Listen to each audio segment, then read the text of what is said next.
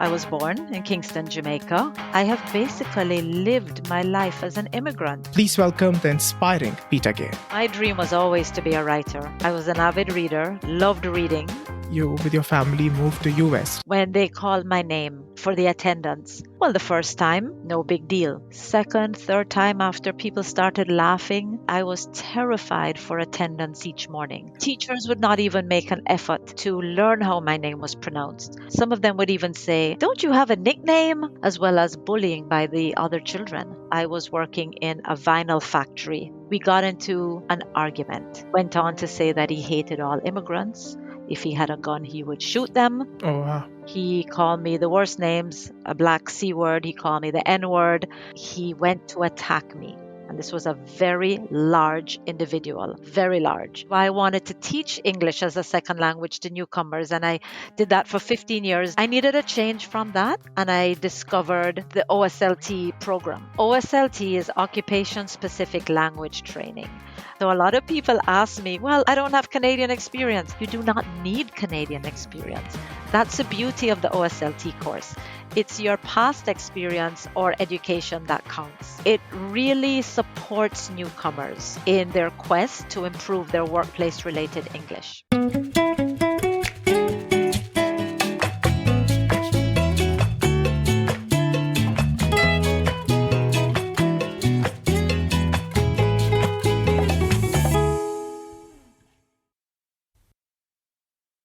Imagine at the age of 12 being forced to change your name because people didn't make the effort to pronounce it correctly. Imagine being bullied for the color of your skin, feeling like your identity was erased. Imagine at the age of 17 experiencing racism in its rawest form, being called hateful slurs, threatened with violence, and told that you, as an immigrant, don't belong. Well, that's the reality our guest faced. But it's far from where her story ends. Born in Kingston, Jamaica, she has lived in the United States, Norway, and now Canada for over 20 years. She's a celebrated author with 7 published children's books, including one that found its happy ending 6 years after it was first written. Her literary journey earned her the Marty Award for Emerging Literary Art in 2015. And she continues to inspire readers of all ages. Her passion for supporting others extends beyond her writing. She spent 15 years teaching English as a second language to newcomers, and now serves as the project coordinator for Humber Polytechnic Occupational Specific Language Training Program. Today, she is here to share her incredible journey of resilience, cultural identity, and perseverance, and inspire us with her hard-earned wisdom. We'd also dive into the details of the OSLT program, a vital resource for newcomers navigating their careers in Canada. Please welcome the inspiring Peta-Gaye. Thank you so much, Gurasis. It's an honor to be here chatting with you today. No, I think the honor is all mine. It's so good to learn about your journey. The last time I spoke with you, when I was like, I have to have you on the show and learn more about your journey from you, and obviously, share with the listeners what all you have, done so far, Peta-Gaye. So very, very excited to have you on the show. Welcome. Thank you. Okay, so like I told you before, I love to go, chronologically. I want to start from the start. Tell us about your time in Jamaica, a little bit about your formative years, and how was it like just growing up there? So I was born in Kingston, Jamaica, and it occurred to me when we were doing this interview that I have basically lived my life as an immigrant. The reality actually hit me a couple days ago Yeah. because I left there when I was 12 because of political unrest and violence. So we moved to the United States, and that began my journey as an immigrant to another place. So before you moved to US, how was it like just in Jamaica, growing up here, maybe the family dynamics, and also I believe it's also just like India, a collectivist society, right? And things are very different from this North American countries. Tell us about that. Very. I mean, I was surrounded by a lot of family. a lot of long-time friendships where, Mm. you call people who are your parents' friends, aunt, uncle, very close society where there's a lot of family gatherings, a lot of interaction. Jamaica is very different. It has changed a lot now. But Hmm. I remember back then just being very shy, being very introverted, and also being very frightened about what Hmm. was happening in my country.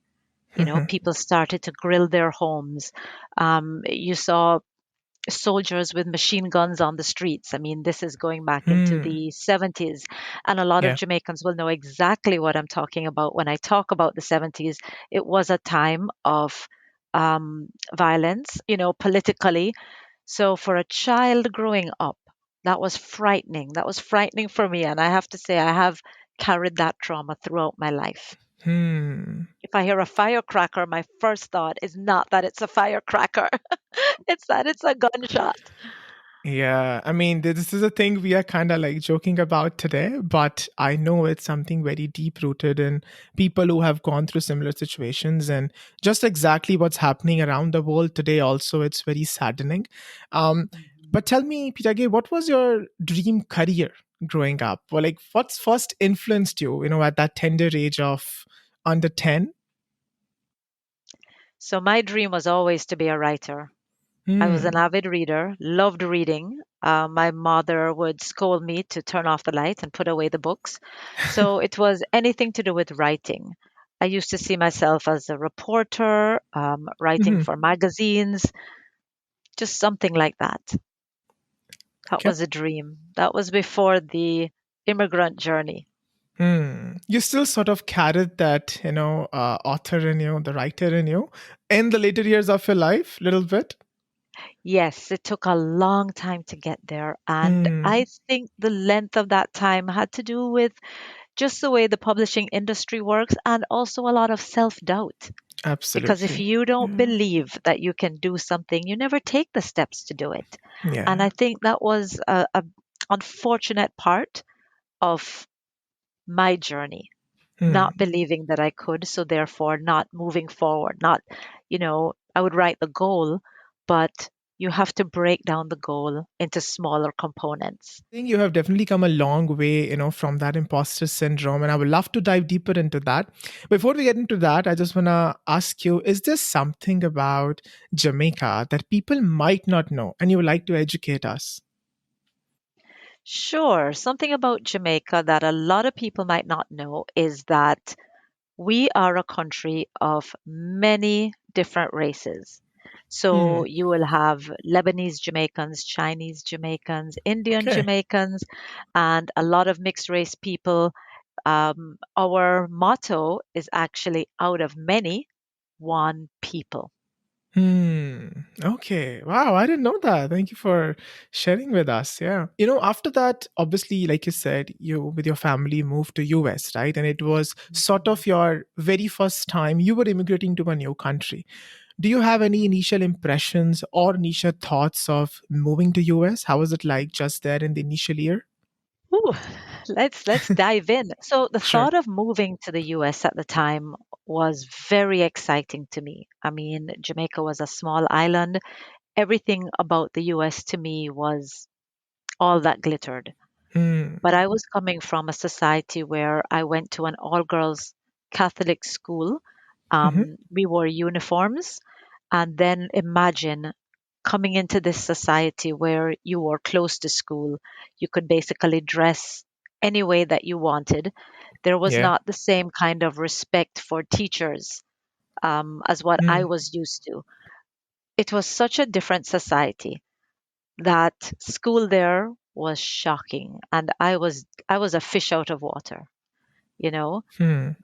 when they called my name at the for the attendance, well, the first time, no big deal.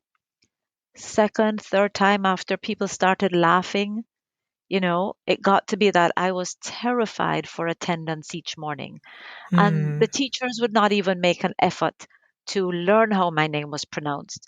Some of them would even say, "Don't you have a nickname?" Hmm. So I felt that I had to change my name. And I didn't know what to change it to.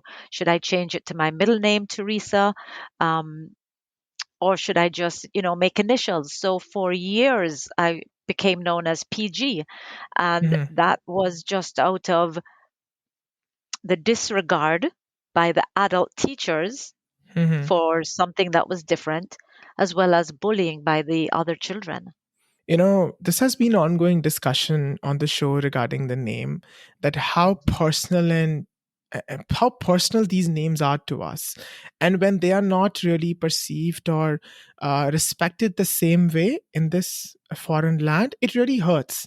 And this can only be understood by the people who have gone through it. And to some extent, I have also gone through it, but I would never say it was as bad as your experience, because I feel like at that tender age of 11 or 12, you really don't know how to process your thoughts or even kind of like react to things, in that particular situation. At this point, okay, when I came, I was like in my early 20s, and I was able to kind of navigate whether somebody's saying Gurasis or Jurasis or Gurasis or, whatever was coming their way.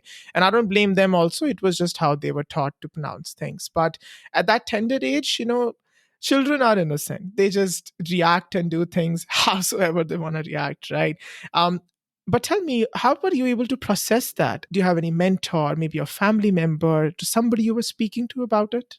Unfortunately, no. I did Hmm. carry that anger with me for a long time because my sisters are named traditional English names. My Okay. name, I think, is quite Jamaican. I've never really heard too many people outside of Jamaica with this name. Hmm. And I did blame my parents, how could you do this? But of course, nobody knows at the time that you will migrate to another country that's the first thing. Second thing, no one thinks that the rest of the world is going to be so cruel with things that they don't Absolutely. understand. I mean, Hmm. I could not imagine making fun of someone else for their name. It's such an Yeah. important part of who you are. And I wondered for many years, should I change it? I remember my mom saying, well, we were going to call you Cassandra. And I said, well, that really would have made my life a lot easier. But with time and with wisdom, I think I've learned that maybe our journey is not really meant to be so easy. And Hmm. maybe I had to learn to stand up for who I am, you know, Absolutely. in all its forms, the name being just one of them. So I process it now. Did I process it then? No, I didn't. Yeah. I was just called PG for years. I went along with that. And, I remember those early days when my parents would call me Peta-Gaye. I stopped answering. But I think it wasn't Yeah. really limited to the name. You did have some unfortunate experiences towards your skin color as well, right? Tell me about those. Mhm. People were just unkind in general. I mean, I was an immigrant. There was a name, there was the accent, which I've still kept to this day. I like Hmm. my accent. And, Yeah. when you move somewhere at 12, it's not that easy to change unless you really make that effort. Yeah. It was the accent, it was the skin color. And I remember that I had a very close friend who was white with blonde hair in junior Mm. high. When we moved to high school, we sort of separated. And when I got in touch with her later on Facebook, I said, what happened to us? And she said, you and all the other brown, black, Hispanic people had Hmm. lockers in a different hallway. She said, you might not have Oh. realized this, but you were segregated. This Oh was in wow. Orlando, Florida, back in the 80s. She said, me being a white person, I did not feel that I belonged there. So you were then making friends with all these other people, and our friendship, sort of just. Yeah. Anyway, when I went into that hallway, what I was thinking was, oh, wow, everyone finally looks like me. I mean, this is Hmm. when breakdancing started to happen and hip hop was, just was coming out Booming. there. And I Yeah. thought, yeah, it started to boom. And I was excited. I didn't realize at the time, I didn't know American history well enough to know about Hmm. that segregation at the age of, 15. A lot of people are, I know a lot of 15-year-olds are very conscious people. I was not that person in the beginning. Hmm. I was in it for the fun. Now, knowing the history of the United States and Canada, I can understand why she would have felt um, so visible. She was now the Hmm. minority, Yeah. and maybe she even felt anger from, African Americans. I don't know what she felt, but I know that she was my friend. She sought out my friendship. I don't know if it was superior so much as, wow, no, I'm different. Hmm. And I don't feel like I belong in this space with Hmm. everybody else. Yeah. Um, and one day I hope we'll all realize that we are human. Yes, we have different languages, cultures, way of speaking, but we are the same species of human. We're not Absolutely. that Yeah. different.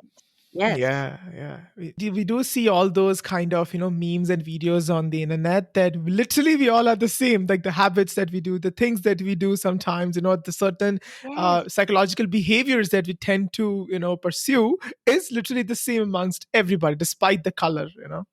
It is the same. Yeah. Absolutely. But we tend to like what's familiar. So, we gravitate towards people who maybe look like us, speak like us, have our same background or similar. But you obviously, you being you, the immigrant your whole life, you did not dwell there in US. You decided to come to Canada. You spent your late teens there. And I believe you lived with your aunt, I believe, right? Here in Canada, back in when you came at the age of like 17 or so. But tell us, like, why did Yes. you decide to come to Canada to study? So I believe my parents felt that Canada would be more affordable. Hmm. It would be less distracting for a person like me who still had not really settled down. Instead of going What were they to, expecting at the age of 17 to settle down? Come on. well, to settle down, meaning be studious, be Okay. academically oriented, really focus on the next step of growing into a young adult. Hmm. I was not there yet. I was still looking for, friends. I wanted to travel. That was a thing that was on my mind. So Canada was a good, safe choice. And my aunt lived here. So I moved in with her at 17, sorry, to do the 13th grade curriculum. Hmm. And that was also a very big culture shock. Her family, Hmm. she had children, but they were not yet teenagers. So here is this teenager from, you know, Jamaica and the States coming to stay. It must Hmm. have been a very weird experience for her. Also, the cultural difference. She had now lived here for her most of her life. Life, yeah. I had had everything done for me. If I Hmm. needed anything, I would go to my parents. I remember the first thing she saying to me was, I asked her this question. Her response was, PG, look in the phone book. And I thought, or the yellow pages. And I thought, yellow pages? You're not going to do it for me and just Hmm. give me the answer? So it was very different. Hmm. So tell us about the cultural shock that you experienced. Like technically you moved for the second time, right? Do you have any recollection of something that significantly shocked you? That, oh my God, I've never seen this before or never experienced this before. When I came to Canada in the 80s, it shocked me that people were so reserved, Hmm. that there did not seem to be a sense of community in the way that I knew it. People did not make eye contact. You would Okay. pass someone on the road or wherever, it might just be you and another person. No Hmm. one would look at you and even acknowledge that you were there. No one said good morning, good afternoon. It just felt like you were isolated Hmm. completely. And I know there are differences in cultures, Yeah, but being an immigrant, I think I can see the good in cultures and the things that I'm not as drawn to. I see. And I think when you are too much of an independent society, you know, um, it's difficult for children to grow up in a society like this sometimes, Hmm. feeling like they are too independent, that they don't have this, respect for an adult's advice, or feeling that they're just an entity unto themselves. They can just do anything in public and no one is going to report it to their parents. Hmm. And there's just not that sense of, oh, I've seen you so around here. Hello. Hmm. I miss Yeah. that a lot. I really miss that. Yeah. No, I think I can totally understand what you're saying here because I think I lived in this one house for 2 years and I never saw my neighbors. I never interacted with my neighbors. It wasn't up until my last day when I was literally moving out of the house, putting my luggage outside. And then I saw like a couple standing outside and then they said hello. It's like, hello. Like I didn't see them for 2 years, or we might Oh, be passing wow. each other all the time. So yeah, I totally understand. It's completely different here. Things are very, very, very strange for us initially, but I think eventually you sort of like get into it, you understand, and you don't really focus too much on it.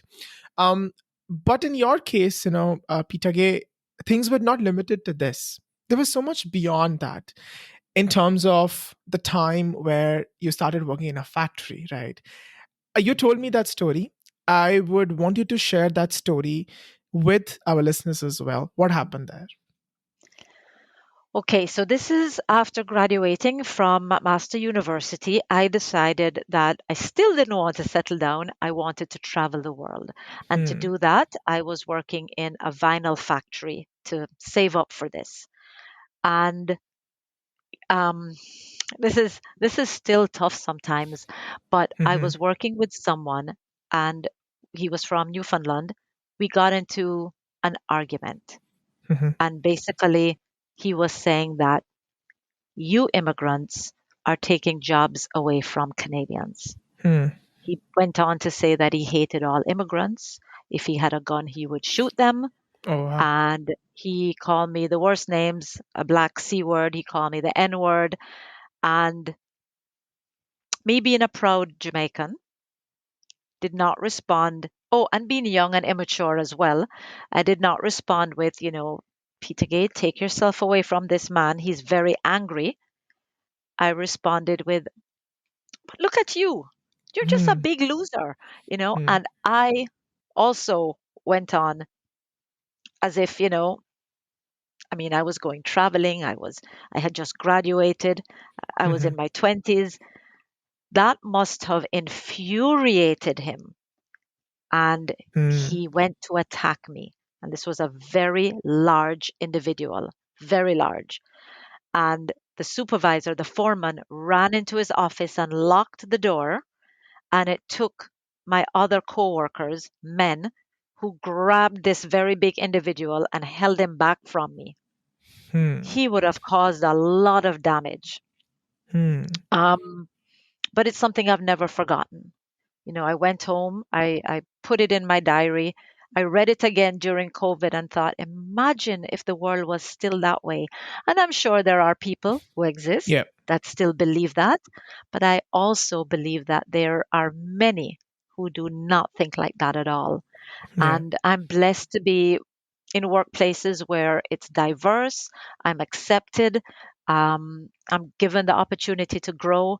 So thank God it's no longer like that, at least for me. But I'm sure there are places where it's still like that for others. Yeah.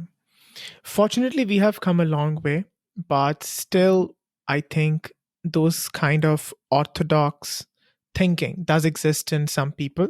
We do see the examples of those all over the news, Mhm. especially towards the immigrants from certain part of the country. Like I am from that country, from India. I see a lot of hate coming towards immigrants, which is not really justified, to the point of taking jobs and this. Like we are contributing so much to the nation as well, which is completely neglected, not even noticed at all.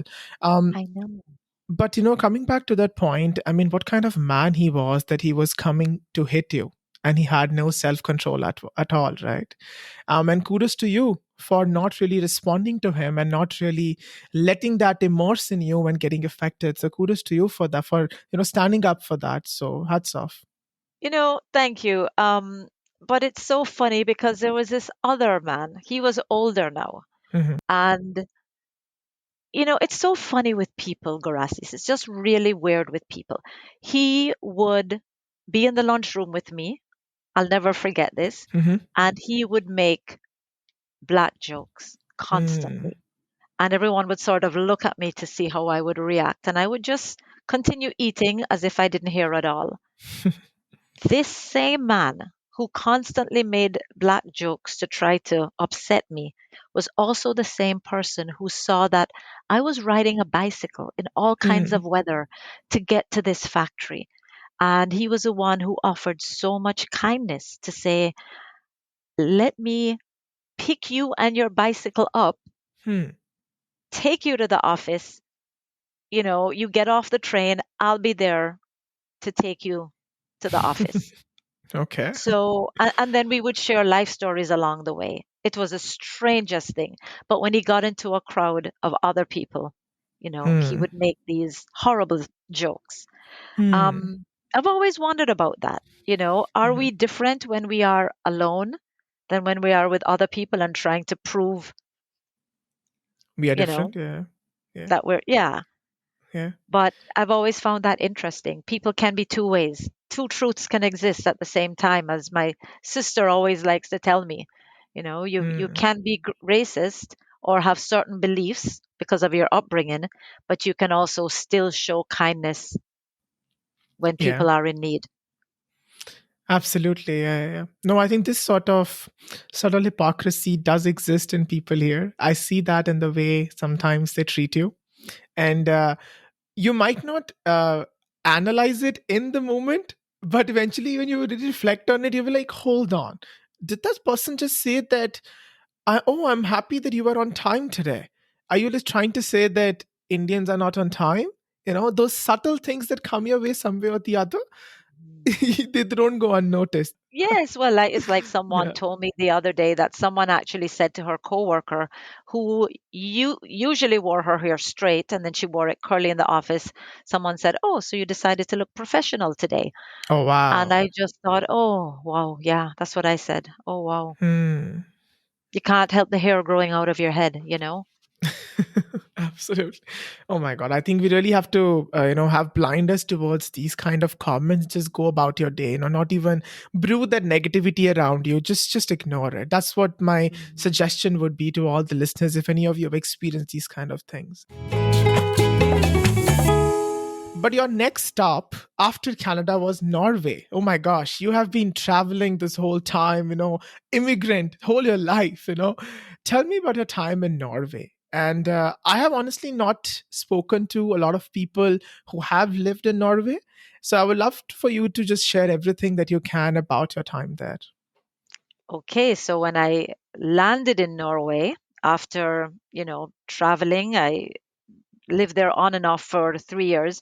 That was an important part of my journey because for the first time, I lived in a place where English was not the language and I Oh, had to yes. learn Yeah. Norwegian. That was one thing. And the people were even more reserved than Canadians. So that was, everything about me just felt wrong. I looked Mm, too different because at least in Canada, there was still diversity in the hmm. 80s. When I went to Norway, there was not a lot of diversity at all. This was now in the mid 1990s. Um, and then, of course, had to learn Norwegian. Mm, Luckily, I went to school to learn. And the teacher there, I can't even remember his name, but I just remember how he was as a person, how compassionate he was, how motivating he was, and how he mm, said to all of us, English has so many more words than Norwegian. You hmm, guys can do this. You can learn this language. And I hmm, remember sitting in that classroom thinking in my head, if I ever go back to Canada, I'm going to teach English as a second language. hmm, I'm going to inspire people the way this man is now inspiring me, you hmm. know? So I think that was a very important part of my journey. It sort of was a framework of where I was going to go in the future. Absolutely, yeah. But how was the culture like? You have lived in Jamaica, then US, and then Canada. And I think US, Canada, North American is sort of similar. Not exactly, but a little bit. But then Norway, how was that different like? Very different. Hard to make friends if you didn't know the language. Hmm. Hard to get a job if you didn't know the language. I remember going out, people just, staring at me.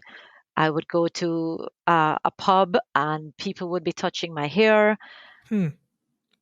I That was the part of my journey where I thought, I really want to go home. Hmm. I want to go home and be Jamaican in Jamaica, at Hmm. least to see what that's like. I think it was just different. And I'm not saying that I couldn't have stayed if I Hmm. had to, but I had the choice. And Hmm. yeah, for me, I wanted to eat spicy, well flavored food.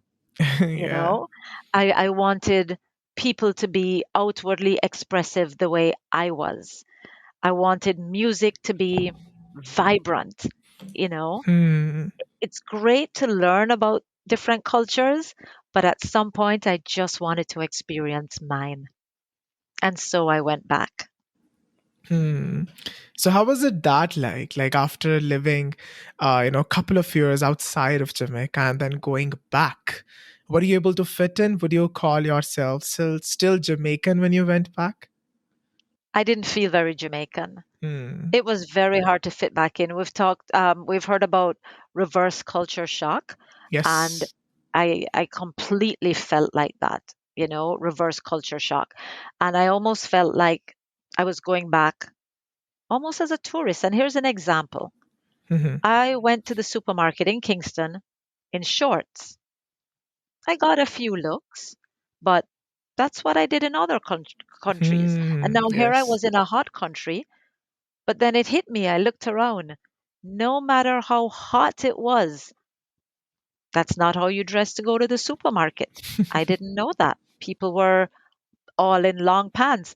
And I don't know Hmm. how that is right now. I'm just saying at these points in time, these are the things that I experienced. This is what Yes. I noticed. Yeah. And I thought, oh, okay, next time it could be 100 degrees um, Fahrenheit. I'm going to wear jeans because that's what everybody else does. So there's always nuances to culture that if you're just constantly going back and forth, you really have to open your eyes, look around, and say, oh, this is done, that is done. Hmm. And what about getting a job? How was that like? It was very difficult for me to go back to Jamaica and get a job. First of all, I had spent so many years traveling and not knowing exactly what I wanted to do. I remember that I did get a job on the North Coast, Hmm. which is our beach area, our tourist area. Yeah. And I thought, oh, this is going to be a very relaxing, wonderful experience. Yeah. Well, working in Jamaica was not that for me. I remember wearing a linen suit and Hmm. my manager saying to me, looking me up and down and saying, you need to learn how to use starch and an iron. And it Hmm. was just so British and strict. And I thought, you know what? This is not for me either. I would love to be in my country, but this is not what Hmm. I want. So I left shortly after that to go to Kingston. And by then I was raising children and I was looking to write more. I Hmm. started writing short stories for the newspaper and then the trip to Canada, Hmm. the last leg of the journey. Maybe not the last, who knows? Yeah, you never know. Go to India now, next one. Yes, at least it'll be hot. We have all kinds of weathers. Obviously, like you said, you called Canada your last leg, so to say, and you came here like in 2002 with your family, right? And this point, uh, Peta-Gaye, you were not coming alone. You were not getting into a different country, a different culture. You were coming with your family, with your children, right? And I think that would have a greater influence on your experiences and obviously the things that you end up pursuing in this new country, right? And at that point only, we were also talking about learning and unlearning. And I just want to read something that I quoted from one of your interviews. You said that how you are in one country and how people relate to you in that country is very different than when you are in another place. In Jamaica, you might be seen a certain way, but when you come to Canada, maybe people will look at you and see something very different. So that quote, the context of that quote is that as a light-skinned black person, I do realize that I have a lot of privilege in Jamaica. Hmm. Um, you know, I am not going to walk into a store and people are going to follow me thinking I'm stealing. No, that would Hmm. never happen. Um, but you come to Canada and then suddenly you have all the negative stereotypes of being black, being Hmm. Jamaican, whatever it is. So that's where that quote came from. It's almost like you get off the plane and suddenly you're different. Not Hmm. how you feel inside, but how other people look and act towards you, Hmm. And now, as I tell my children who ask me, you know, because they ask me about their relatives in Jamaica who might do certain things that would not be done here, Hmm. and I say, now I just know that I'm going to go with it. Meaning, yes, you can still have your values. You can always have your values and stand up for what you believe in, Absolutely. but it makes no sense for me personally to argue with people and try to change their viewpoint when most people will have a certain way of thinking and acting. They will have their viewpoints. So I'm not going to come with my Canadian mindset and try to change my family in Jamaica who have a different Hmm. mindset. Nor am I going to take that mindset here into things that I do. And yeah, some people might say, well, isn't that hypocritical? No, maybe more of a chameleon. Hmm. It's more important to me to get along with people and to treat them with respect in the space that they are Hmm. with the belief system that they currently have. I'm Hmm. not going to be the one to say, you said this word and we don't say that in Canada. Hmm. I'm not going to do that. Hmm. So that's where that quote was taken from. I mean, and as I said, as I always tell my children, this is why, though, it is so important to know who you are, to be Hmm. self aware. We all have faults. We can all grow. We all have triggers that, you know, might upset us from time to time. But the core of who you are, you have to really have that self worth. And I really believe in this because you can't let what different cultures or different people think make you, emotionally dysregulated or just battered. Yeah. You Yeah. have to be firm with yourself in who Yeah. you are, I mean. 100%. Yeah. Sometimes when I am in a certain setting, I consider myself somebody who is representing my culture and my community sometimes. And I think I should not do that because I think by doing that, I'm putting a lot of pressure on myself. But I want to ask you, Peta-Gaye, obviously, like since you're older than me and you lived more life and experiences than me, have you ever had that sort of a feeling where you feel like I'm representing my culture?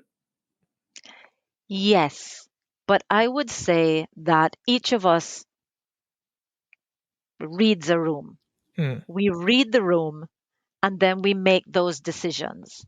Hmm. How are we going to relate to the next person? Are we going to be a representative of our country in that space? Or are we going to give the other person grace for us to learn about them Hmm. and give ourselves grace to share Hmm. about ourselves? It's going to be different in every encounter, Hmm. So I think the pressure is more, taking a deep breath and deciding, what is required of me in this situation? Hmm. I see. So I think it's more of like an individual decision rather than a communal decision or a pressure to do something. Yeah. I fully believe that. Yeah. We're meeting people hundreds of times a week. Could be Mm. different people, or maybe a month, depending on how much you're out there. Yeah. And I've learned to, I wouldn't say go with the flow, but just to be a lot less judgmental, more accepting. Absolutely. I remember a hypnotist told me that once. Really? Yes, Okay. she said, very successful people, people who are good with other people, are more like chameleons. If Hmm. someone says, if there's a snowstorm, for example, she used this example because I'm not a fan of winter. And she'd say, if someone says, what a beautiful winter day, and there might be a snowstorm or it might be cold, she said, you don't have to disagree just because you don't like winter. Just, Hmm. Yeah. yeah, yeah, it's a great day. And to me, that was so alien. And I was saying, but I hate winter, Hmm. And she said, it's not about you hating winter. It's about a conversation. Hmm. Someone has taken the time to make a comment to you. Yeah. You are going to comment back, but you're going to do it with respect, with politeness. You're not Yeah. going to, just say, no, I hate that. Today is awful. How can you think that? Exact. I mean, it does make things a little bit easier when you see that where the other person is coming from and you try to be in their shoes for a moment. It does take makes it a little bit lighter and the conversation goes smoothly. Absolutely. Yeah. Absolutely. Wow, great conversation. But now I want to pivot towards, your literary career, which is absolutely I'm fascinated by because I saw you have been on various shows as well. You have been got the awards as well. But I think all this started back in 2003, as per my research, that you wrote your first book, but you did not finish it. And you actually finished it 6 years later when you said that you finally found the happy ending. Tell me a little bit about that and my listeners also. So my second daughter, Jade, uh, came to Canada when she had just turned 3. It was very traumatic for her, and she had this stuffed tiger that she had brought with her from Jamaica, and she carried it with her everywhere. So, of Mm, course, when she started kindergarten, she wanted to carry it to school. And I kept saying, no, don't take Raja to school. But she begged and begged and begged. And finally, I let her take Raja to school. And of course, you know what happened?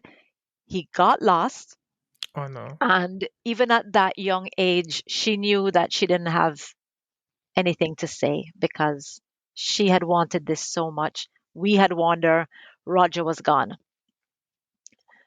We looked for Roger everywhere, could not find him. And every year there was a carnival and a stuffy room where people could donate their stuffed animals. So Yeah. she would go looking for Roger, and Roger was never there in the stuffy room. So sixth grade now. So I wrote the book when it happened because I wanted children to learn to listen to their parents and Yeah. don't take important things to school. But then it wasn't a story because that was the end of the story. It wasn't a good ending. Sixth grade comes. Jade goes to the stuffy room again. Raja is not there, and she basically gives up. Right before Mm, she's leaving the carnival, a woman comes walking down the hall with a stuffed tiger. And she goes, that looks like Raja. And her friend said, go ask. So she mm, goes up to the woman and says, that looks like a stuffed animal that I lost here when I was in kindergarten. And the okay. woman said, I just found him on the floor. It was the same stuffed animal. He looked a lot worse. He was missing an No eye, way. but Raja finally came home and the story had an ending.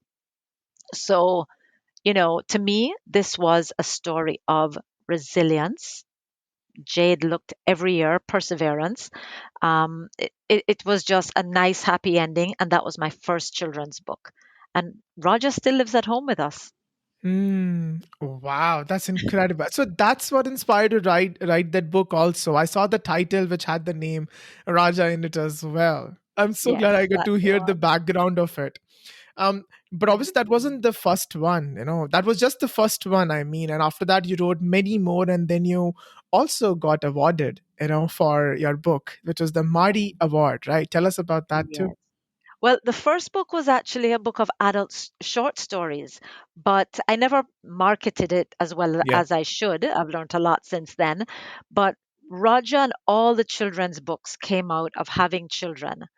Now, the Okay. Marty Awards, for that award I submitted a story called Bushyhead. It was a children's book, and I also submitted one of the stories from my new collection of short fiction, um, and I got this award. I'm so happy that the town that I live in, the city, Mississauga Arts Council puts on the Yeah. Marty Awards. They really recognize artists, not just writers, but singers, dancers, and I got established literary award. Those awards really mean a lot to me because it's sort of a validation Absolutely. not to Yeah. give up. Because I think writing, you could easily give up. It's hard work, especially if you have a day job, you're already at the computer all day. To think of going home to be in front of the computer again, Yeah. it takes so much perseverance. And those awards really mean to me, don't give up. I know it's hard, but Yeah. just keep going. Yeah. I remember listening to your podcast also, with the Mississauga podcast. There was certain podcast, and that also Mm, you said the same thing, that this journey of an artist is very lonely despite the kind of artist you are. And having these recognitions sort of like validates the work that you do, because it's a very lonely journey. You're just in a room by yourself, creating this sort of kind of like pouring your heart out, pouring your creativity out, and then when something or someone actually listens to it or reads it and validates it, you feel appreciated, you feel valued in certain way, right? So I remember listening to that absolutely. as well. Yeah. Absolutely. Yeah. I highly encourage, our listeners to basically check out those podcasts you have been on. I really enjoyed listening to some of your quotes as well. I Thank won't quote you. everything here, but I will definitely put some of them in the show notes for listeners to see. Um, Thank you. so, Peta-Gaye, you did talk briefly about, Bushy Head, and I want to talk to you about two of your books. One was Bushy Head, obviously in 2021, I believe you put it out, and Mhm. that title and that the sort of the things that I have learned about the Bushy Head. I wanted to tell our listeners more about that, and I also saw this video where I believe it was your daughter who donated her hair, you know. Uh, as well. So tell me all about it, whatever you can share with our listeners. Bushyhead is one of my favorite children's books that I've written because it came out of, well, first of all, having a daughter with very curly hair. Hmm. And so many people tried to tell me to tame it. I had people Hmm. telling me to straighten it. I had even people from my own community saying that I should, comb it properly. But there was just such beauty in seeing this free little toddler running Yeah. around with this mass of curls. And I never wanted her to feel, as I did when I was young, that something was wrong with her hair. That you had to, Hmm. because I mean, when I was young, my hair was straightened, it was set on rollers. There was no freedom in that. Couldn't go swimming Hmm. because, my mom would say, well, I just did your hair. Um, Straight hair was obviously the more desired hair to have. As you know, all these things have come out of colonialism. Yeah. Um, I did not want that for my daughter. So I knew that one day I was going to write a book. Hmm. But again, the story was not fully formed. But when my niece in the United States, and when my niece in Canada and my daughter were Hmm. all teased at school for having this kind of hair, Hmm. they were all told they couldn't be princesses on the playground because princesses didn't have curly hair. I knew right there and then that this was going to be a book. But when two of them donated their hair to make human hair wigs for Yeah. children who did not have hair, I thought the character in Bushyhead is definitely going to do the same. Hmm. So that's where the whole thing came out of, embracing the hair that you have on your head, and just putting it out there into the world that Hmm. you can't change your hair. It does not say anything about your professionalism or who you are as a person. And I think these core beliefs need to be given to children. The younger, the better. Yeah. It's so much better to have that self-worth when you're young than trying to unlearn all the negative messages that you've got from childhood when you're older. So this was the purpose of Bushyhead. I would like to get into your current role that you have, at Humber College, where you are the project coordinator of the OSLT program. And I think before that, you spent, like, you just discovered this, back in your time. And then you said, okay, I'm going to come back to Canada and I'm going to go and teach English as a second language. You did that for 15 years, right? And your passion for immigrants, the newcomers, and your own personal experiences led you to do that. And Mhm. following that, you decided to come to Humber College, right? So Yes. so tell me more about this program and why you decide to get into Humber as well. And I remember you were telling me briefly that it's because, again, something very close to helping newcomers surviving and living in this new world. But tell us all the listeners would like to know. So OSLT is occupation specific language training. And this is an absolute must. As an immigrant, especially my experience in Norway, if you don't have the language skills, you can live in the country, but I don't believe you truly feel at home. I Hmm. think language is essential, which is why I wanted to teach English as a second language to newcomers. And I did that for 15 years at Malton Neighborhood Services. I needed a change from that, and I discovered the OSLT program. I'm the project coordinator, so I don't actually teach anymore.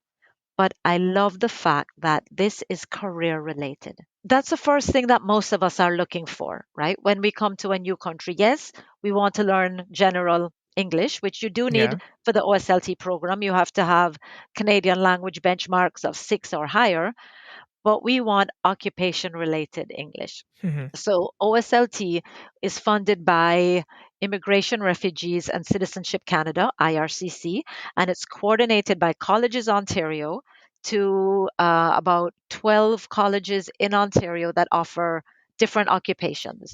At Hmm. Humber, we offer project management, technology, and entrepreneurship and sales and marketing. Hmm. So a lot of people ask me, well, I don't have Canadian experience. You do not need Canadian experience. That's the beauty of the OSLT course. It's your past experience or education that counts. You have the knowledge or you have the education and you want to be in the same field here in Canada. Hmm. You're only missing the language component. So Hmm. OSLT strives to give newcomers the language component so that they can do well on interviews, they can enter the workforce and be confident when they're talking with their supervisors, when they're talking with their clients, with their coworkers, and when they're networking. Hmm. So I I believe that speaking the language and feeling confident is what is missing from a lot of newcomers when they come here if English is not their first language. Hmm. Or French, I should say French for those going to Quebec as I am Yeah. in Canada, but it really supports newcomers in their quest to improve their workplace related English. Hmm. Okay. And how long is usually this program? It is about 3 months, 180 hours, Hmm. 3 times a week in the day. So newcomers can expect to put in about 12 hours per week Okay. of it's online, so time with the teacher as well as independent activities. Newcomers must live in Ontario. Hmm. They must be permanent residents or Hmm. convention refugees Okay. to attend this program. Yeah. And I believe this is a free program, right? Oh, absolutely. It's funded by IRCC, completely free as long as you are eligible. You Hmm. have the correct language benchmarks, because if you're too low, this would not be the program for you yet Hmm. until you increase your level of English. So the benchmarks, the correct immigration status. Did I say live in Ontario? Yes. Yes.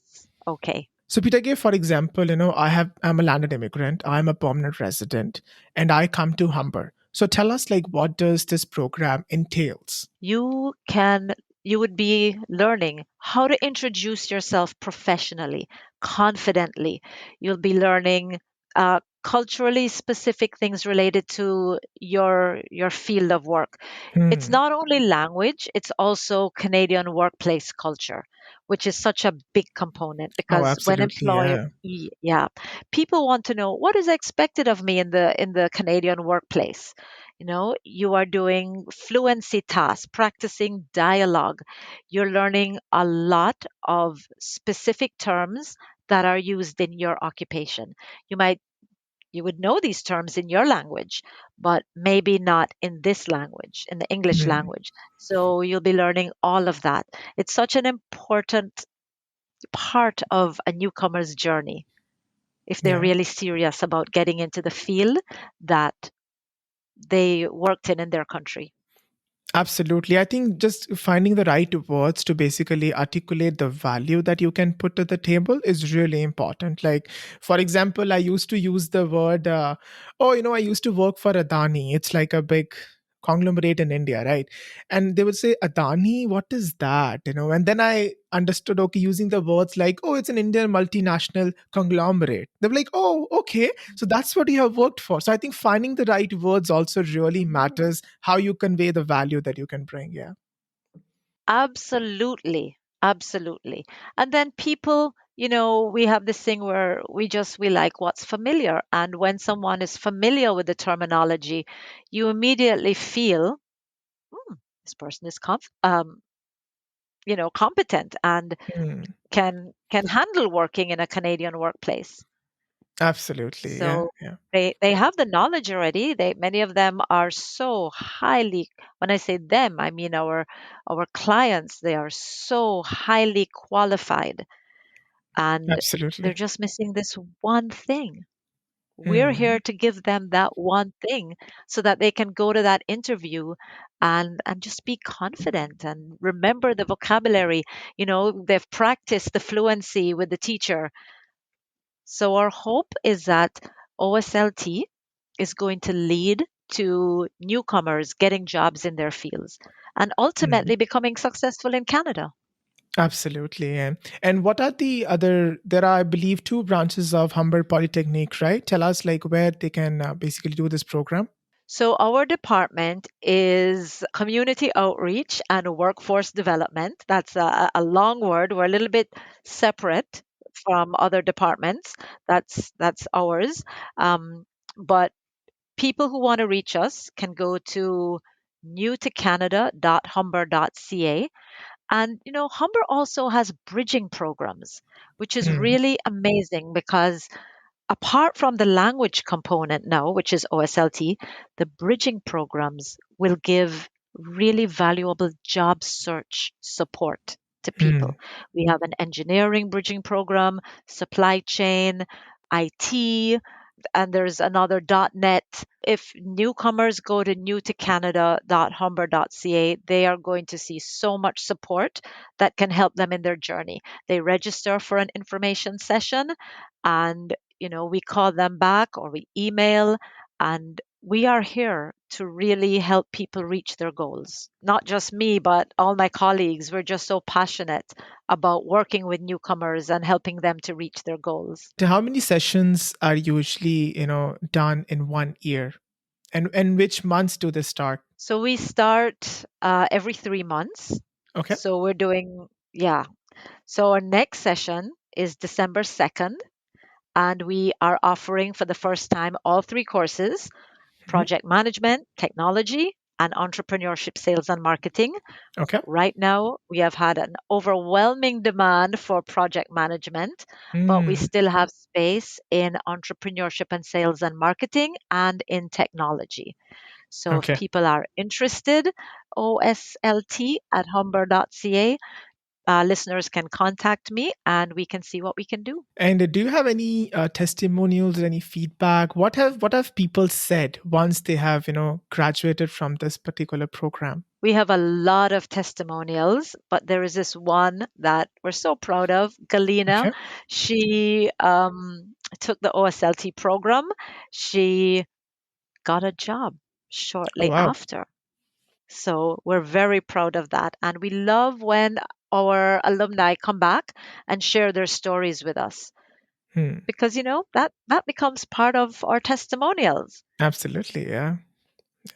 And did she or anybody has ever told you about the challenges that they had and how this program has really helped them overcome certain challenges? Absolutely. I think that we're living right now in a bit of a difficult time in terms of finding jobs, um, keeping jobs. And we've had a lot of people again give us feedback that they are so much more confident to go after the jobs. Because the first thing in a job search is that you have to have the confidence to write that resume and Yeah. cover letter and to make the phone call if required, do the interview and be confident in your English. All these things are before you even get a job. So once Hmm. you feel confident enough to do the first hurdle of job search or job searching, Yeah. then when you get that call for the interview, again, OSLT will help you with your interview techniques. And then when you get offered the job, you actually feel more confident on the job. You've already Hmm. gotten past the two hurdles of job searching, the interview process. Now you're at the job, and language learning never stops, right? 100%. Yeah. If English is not your first language, you're going to be learning every day. Yeah. We at Humber are just happy to be part of that journey. I highly encourage, when if any of our listeners who are landed immigrants or already in Canada, or they just want to refresh their skills and kind of like brush up on their language skills before getting into the workforce, I highly encourage you to check this out. And like we said, the links to everything that we are talking will be put in the show notes, and you can definitely visit that and enroll in the program as well. But at any point, you feel like it's a great fit for you guys. And, just to give advice to anyone who might feel a bit down about this whole process of getting a job in a new country, it's easy for me to say, don't get down. But it Hmm. really takes perseverance. It takes learning from other people. Don't be afraid to ask what other people have done.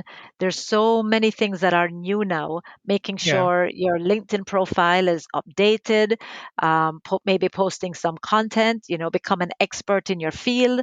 There's so many things that people can do. And maybe you might not expect it, but you may take a completely different career direction. Hmm. And Yeah. you're just growing. That's all I can say. It may not Yeah. be what someone expected when they come to Canada, but you're just always growing Yeah. and things work out. 100%. And there is help out there. Don't hesitate to reach out. I know we do have this tendency to be within ourselves and in front of our computers, but there is really help. People on LinkedIn are amazing. There are so many, community groups out there, networking opportunities, events are there. Don't miss out on that. Must visit there and connect with people and make connections, because one connection can really help you, go really Yeah. far in your life. Yeah. That is so true. One connection is all you need. Absolutely. Yeah. Yeah. Okay, Peta-Gaye, so thank you so much for being on the podcast and sharing all about your journey, Sure. and obviously educating our listeners about the programs that Humber Polytechnic offers December onwards. So thank you so much, and I really really enjoyed this conversation. Thank you so much for your time as well and for making me feel so relaxed and welcome. I was Of really course. happy to share. Thank you so much.